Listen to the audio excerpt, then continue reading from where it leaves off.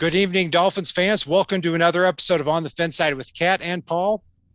You can follow us on Facebook, Twitter, all of our social media outlets. I'm Brian, Cat NFL on Twitter. Paul is Fanatic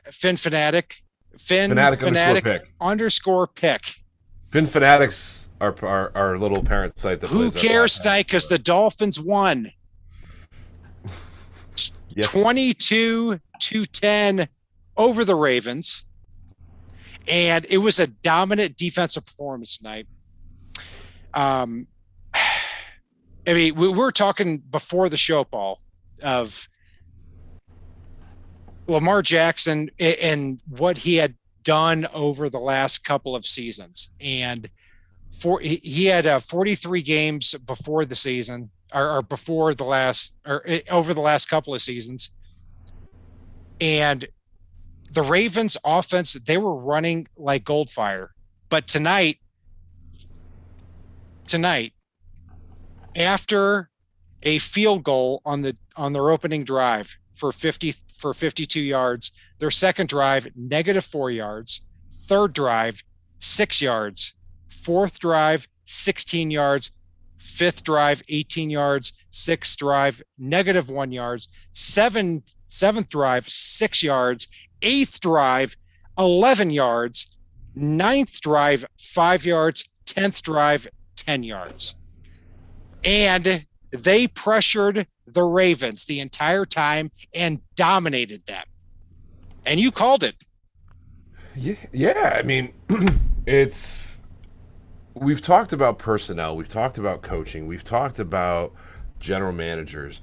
And I've been saying all along, the talent really didn't get depleted from last year on defense. They've got all the talent. They were just running a simple, stupid scheme.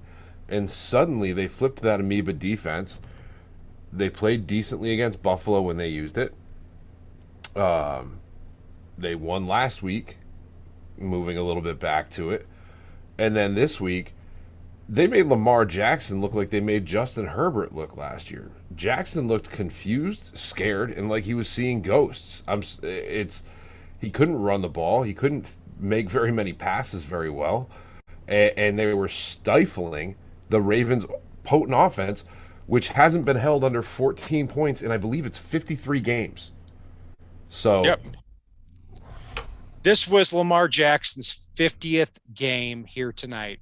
And the Dolphins held them under 100 yards rushing. And, you know, it was only a couple of BS of runs from Lamar Jackson, too, if you think about it. And, you know, when you take a look at the Dolphins' defensive line, Jalen Phillips played phenomenal. Christian Wilkins played fantastic football. And it was kind of also Zach Sealer's revenge game too. So the entire defensive line played outstanding football tonight, and it made up for the offense too. It did, and you know what? On a day Gesicki got held to zero catches on a ton of targets. A lot of guys stepped up in this game. They brought the Ford out of the garage, and he did well. I thought he was scoring and should have on that one.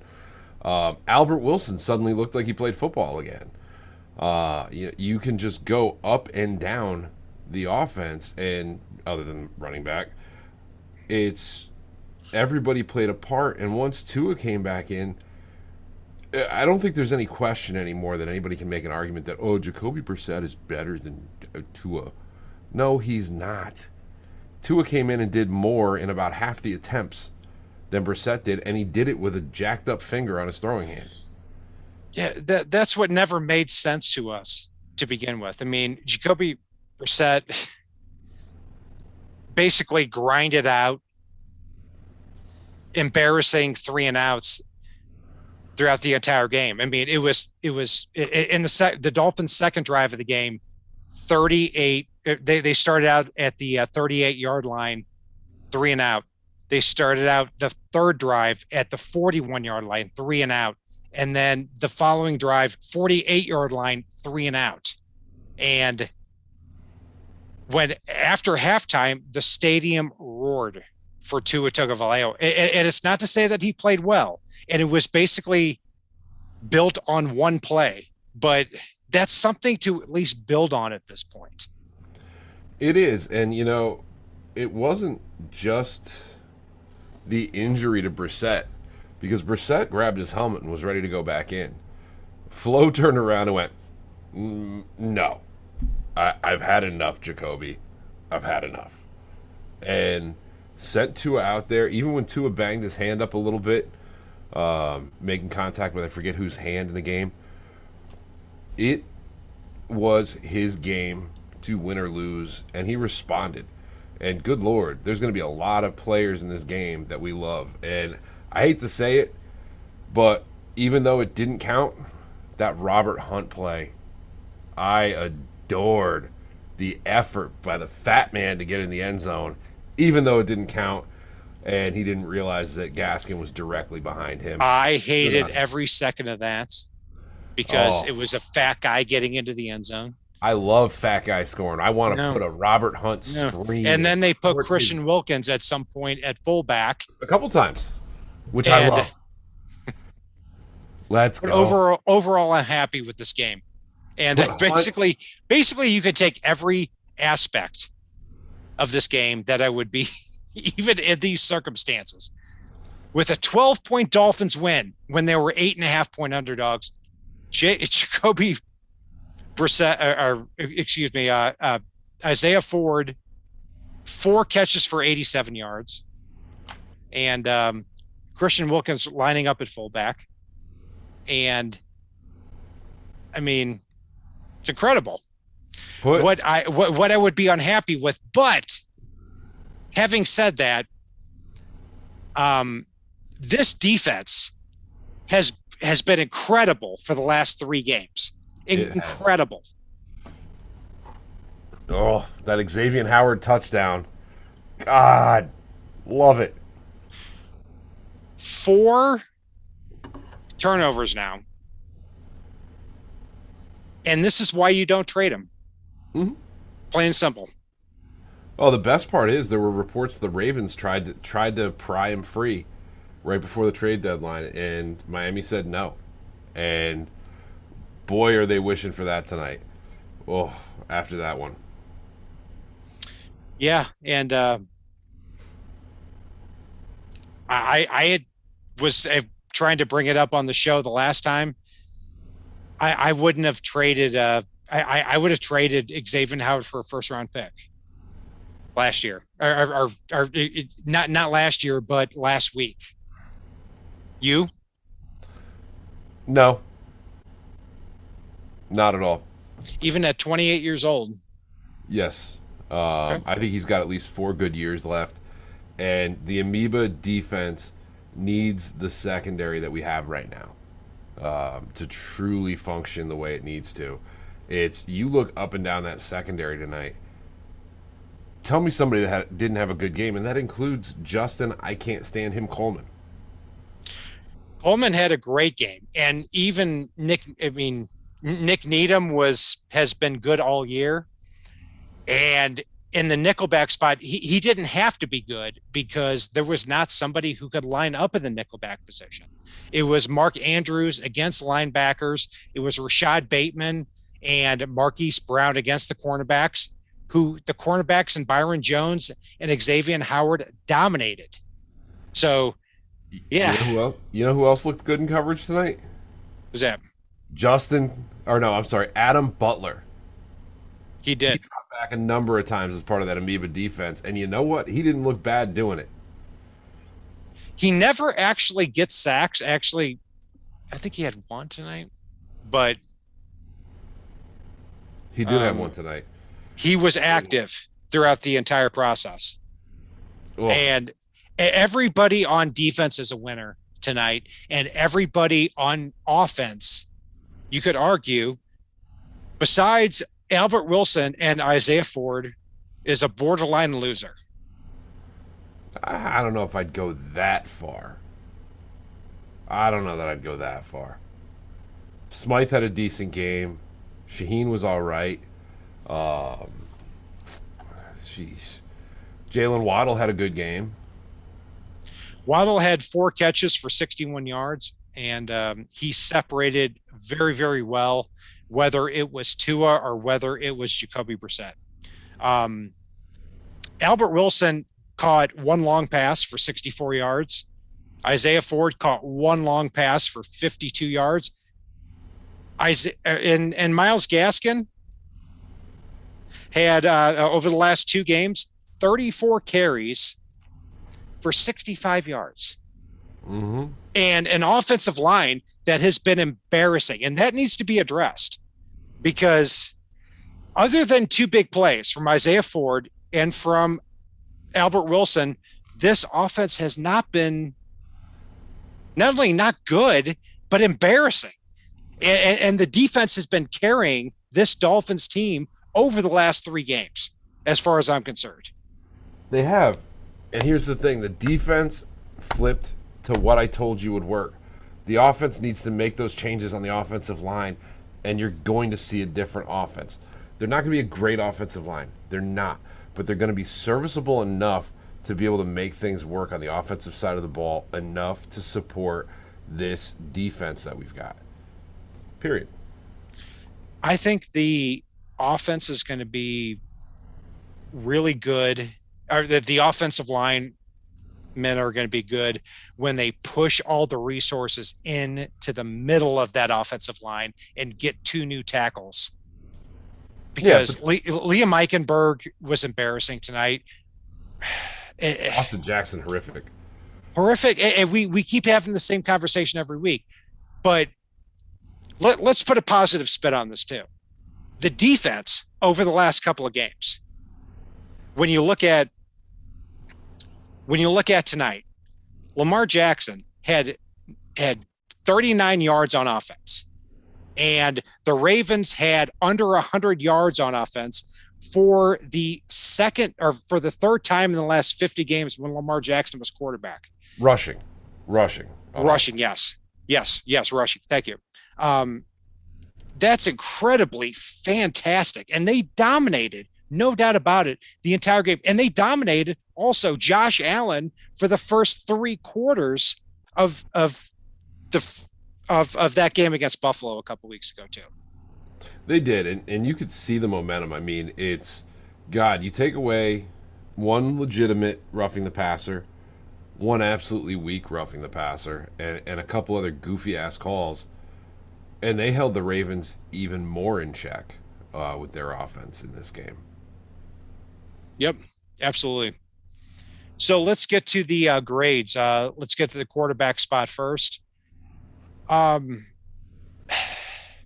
know, I'm going to have to go with a C- at the quarterback spot with Tua and Brissett combined. If we factor in, no, I'm actually going to go with a D+, because I didn't see any impressive throws from Tua or from Brissett at all. But when you look at the next couple of games, you look at the next 4 games, you got the Jets twice, terrible secondary. You've got the Giants, and you've got the Carolina Panthers. I see Tua getting back into action and having some good games. But tonight, when you look at Tua and Jacoby Brissett was terrible, and then Tua came back, and I was hoping he was going to do a good job. And other than a 35-yard pass to Jalen Waddle, not good enough. So I'm gonna go with a D+. And including a fantastic dive into the end zone to seal the game. That's a harsh one for Tua. I mean, I could see the argument for Jacoby being in that D range, but Tua came in, went 8 of 13 for almost 160 yards passing. Managed to dive into the end zone, found the open guy, had a couple of good passes that didn't end up being completed. Did it all with a very obviously hurting hand. And I mean, Jacoby, I would probably give a C-. Tua, I'd give actually a B- in this one. But I'll average that out to C+ range as far as that goes, because they did move the ball on offense tonight, and they didn't do it in the ground game. Yeah.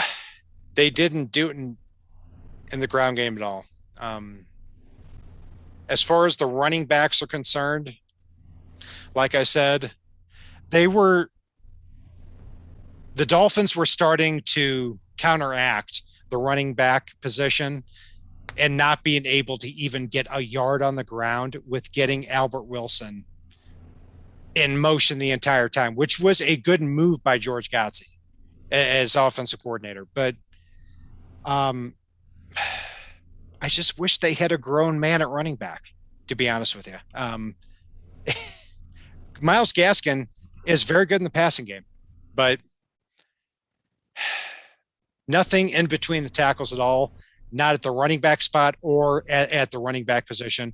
So I'm going to go with a D at running back. This is one where I will agree with you. The running backs weren't very effective in the passing game, weren't very effective in the running game, had a couple of decent runs that really brought their average up to that, 2.2 range. But like you, I agree. I liked moving Wilson around. I liked what we saw from him in the running game. But he's not a running back. He's a receiver. So, yeah, I'll go with a D plus just to be a little different. At wide receiver and tight end, Mike Gesicki did not have a catch, but I will also say this too, that Marlon Humphrey, a Pro Bowl cornerback, was on him the entire game. So I give him a little bit of a asterisk on that. And I do think that opened up avenues for Albert Wilson, 87 yards. Isaiah Ford, 84 yards. Jalen Waddle, 61 yards. And that's what Mike Gesicki does for you in the passing game. And it's what the Dolphins have to do when they start the game out too, because the first two drives of the game, or the first two plays of the game, Mike Gesicki was not even on the field, and I just think that's unforgivable. But anyway, I'm deviating a lot. It was a weird game for the wide receiver and tight end position, so I mean, really strange. I'm going to go overall with a C minus. Oof. That's a little harsh. I mean, 2 catches. You take out those 2 catches, and it's bad. I mean, terrible. Yeah, but I mean, it's you could take out a few big plays in every game and really change the picture. I mean, you could take those out, but they still happened. It's true. They were 2 big catches that were difference making in this game, and whether they came from Isaiah Ford or Mike Gesicki or Albert Wilson or Jalen Waddle. Jalen Waddle had a couple of big catches in this one. I can't knock these guys down like that. So for me, I'm going to give the receiving core a B, even though it wasn't your usual suspects in this one. Offensive line, I got to say, Jesse Davis actually had a pretty good game. I'm shocked to say that, but really good game on the right side of the offensive line in general. And I may have to go back and look at the tape, but Liam Eichenberg and Austin Jackson just cannot block anyone. And kudos to Liam Eichenberg in a big play in the game when the Dolphins were up by 12. He reached across the offensive line and grabbed the ball back as a rookie. And if that didn't happen, the Ravens would have had the ball at the Dolphins midfield and could have scored a touchdown, in the middle of or at the beginning of the fourth quarter. So kudos to him on that. But overall, Austin Jackson and Liam Eichenberg cannot block. And there was so much pressure on the left side of the line. But the right side of the line, Jesse Davis, I thought had one of his best games as a pro. Well, one of his best games of this year, and I liked that play by Eichenberg. If you only look at the second half of the play, I mean, good heads-up job of diving after the ball. But Eichenberg diving on that fumble was kind of like being the guy that walks into a building, starts a fire, and grabs the fire extinguisher and puts it out. He let Patrick Queen come in untouched, watched him get the sack, watched the ball jump out, and if Patrick Queen had the mental fortitude to just dive on the ball, that's the Ravens' ball there. But instead, he tries to scoop and score, struggles to pick it up, and Eichenberg made a great play to dive in and rip it out of his hands. Like, he made a great job, or he did a great job putting out the fire he started there. Like, Yep. I'm not as down on Eichenberg from this game as you are, but that play, at first I had good job, way to be heads up. Like, no, you know what? You were watching the guy because you let him run right by you. Of course you saw the fumble. Yeah. It's like congratulating the guy for putting out the fire that you started in the first place. Right. Like, just it's 100% agree with you on that. I'll go. You know what though? I don't care what anybody says. That Robert Hunt play, even though it didn't count, God, the effort he put in on that one, I loved it. I love me some fat guy touchdowns, and you know this, Cat. Even if it didn't count as a touchdown, it was, somebody trying to make something happen, which I'll take, even though it didn't count. So yeah, I can give the line. The right side of the line deserves a B or a B minus. Left side of the line deserves a D or lower. So what's your overall grade? I'm going to throw down a solid C for the offensive line. All right. I'm going to punt I think that's where we disagree on the offensive line, because I give 0 points for effort. 0. And Robert Hunt did not, early in the game, he almost ruined the game too, because he did not pick up that stunt. And Austin Jackson picked up his assignment. Robert Hunt did not. That hurts at the guard spot. But let's get to the defensive side of the ball, because this is where the fun happens. And I'm going to throw it to you on the defensive line. Andrew Van Ginkel did not pack the stat column tonight, but make no mistake, he was a terror on defense tonight. Now that they're back in this amoeba-style defense that suits him. Jalen Phillips looked like an accurate draft pick all of a sudden, now that they're back in this amoeba defense. Christian Wilkins looked like a stud. Zach Sealer threw a grown man like a rag doll in this game, violently. Oh God, there was so much to love on this defensive line. Raekwon Davis did a great job.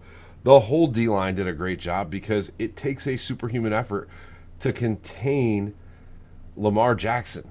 And they did. They contained one of the most volatile rushing attacks in the league. And good Lord, they got to the quarterback. They were all over the place. They dropped into coverage and were effective. A for the D-line. Let's go. It made everything even more functional behind them. I'm gonna match you with the A as well. I mean, when Lamar Jackson dropped back, he had nowhere to go on the outside in the flats because of Emmanuel Ogbah and Jalen Phillips, because of their length.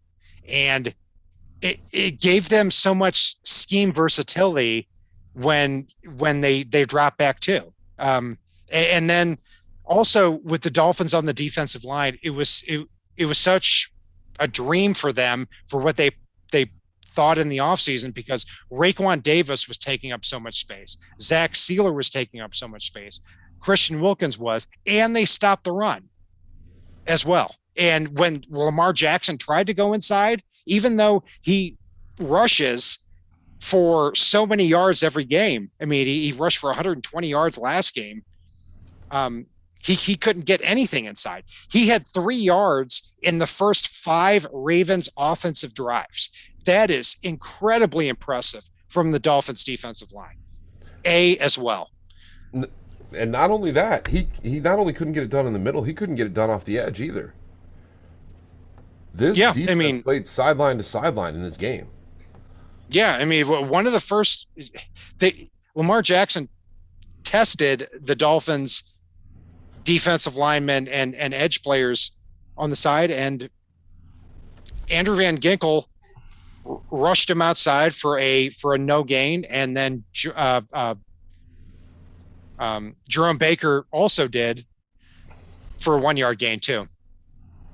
couple of plays later. So fantastic effort from the Dolphins defensive line. And at linebacker,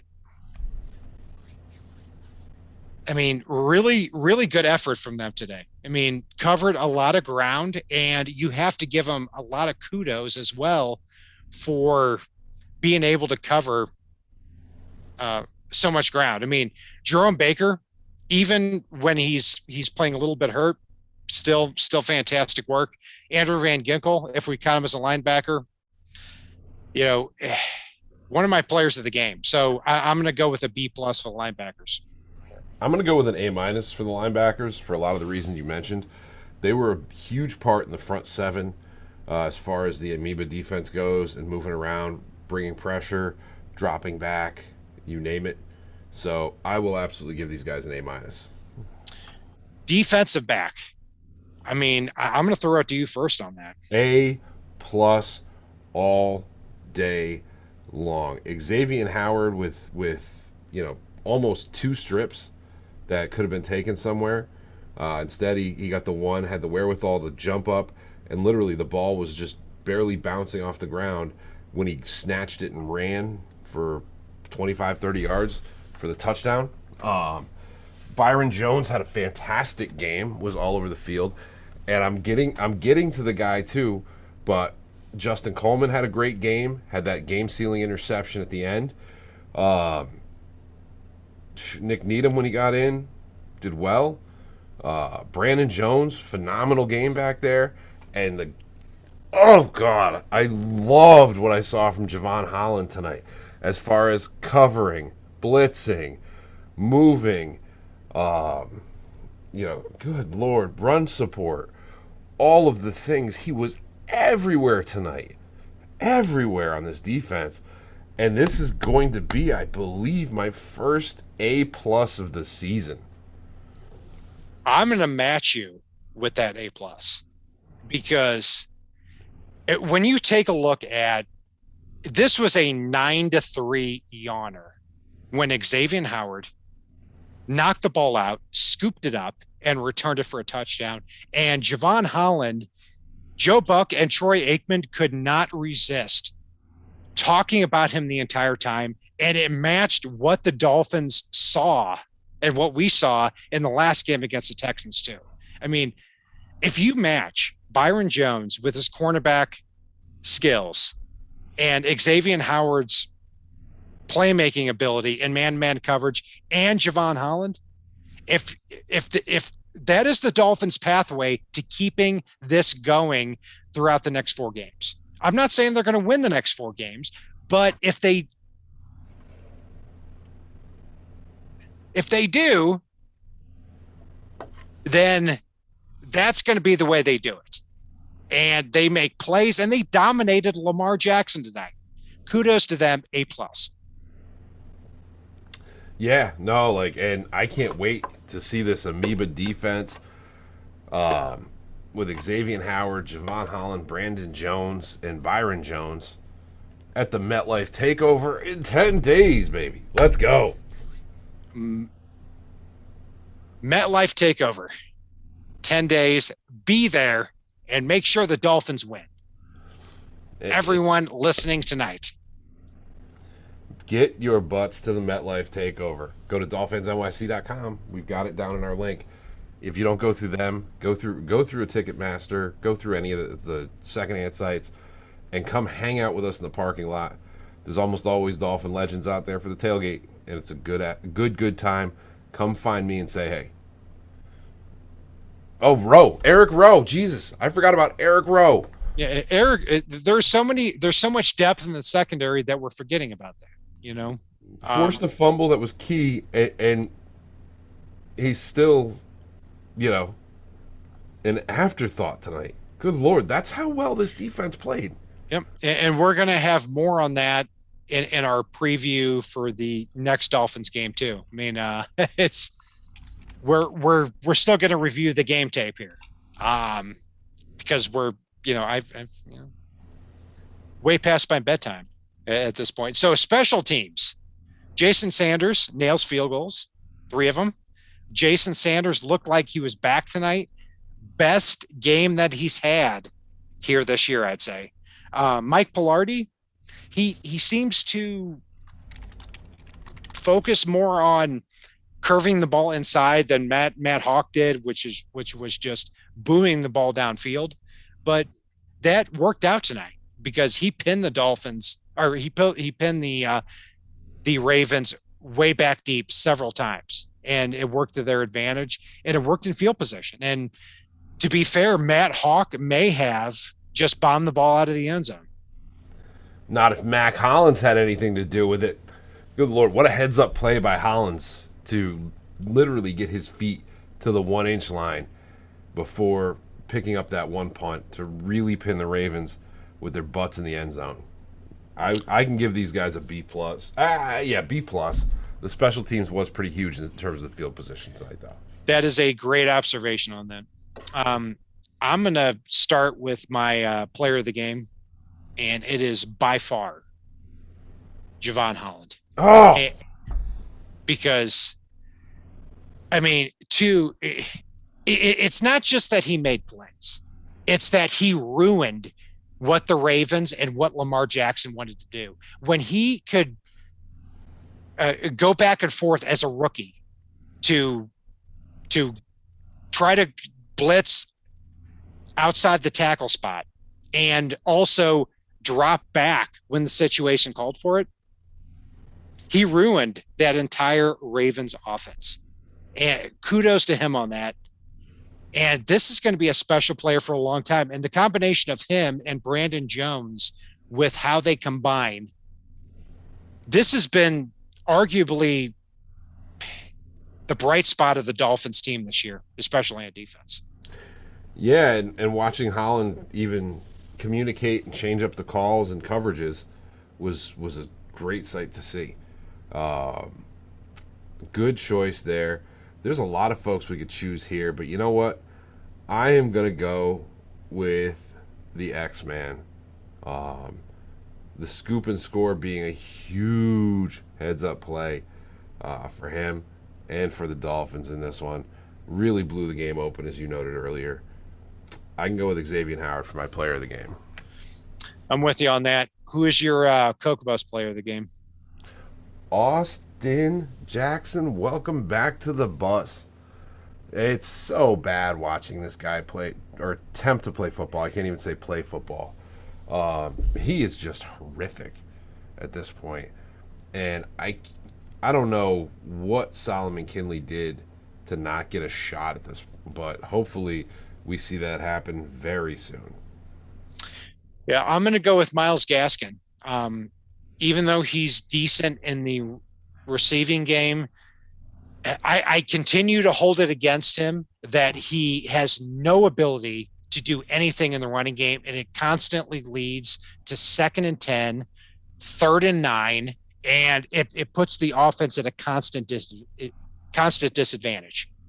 Liam Eichenberg is somebody that he's going to stay off my Coke bus very simply because he grabbed that game securing reach around. That's it. I mean, but yeah. And Mike Gesicki gets 0 bad points here because he was covered by Marlon Humphrey, who is a Pro Bowl cornerback. And not always in solo coverage either. Correct. Absolutely. But the Dolphins win tonight, Paul. 22-10. Can you believe it? I can. Let's go. I can't wait. Can't wait. I will be at the next game. I will be taking Axe with me to the next game. Going with my dad. Going with my uncle. We are going to have a good time with Igor and Michelle and that whole Dolphins NYC crew. Solo D. You and I both know that a lot of Dolphins legends and alumni will be out there. Joe Rose is always out there doing his tailgate show.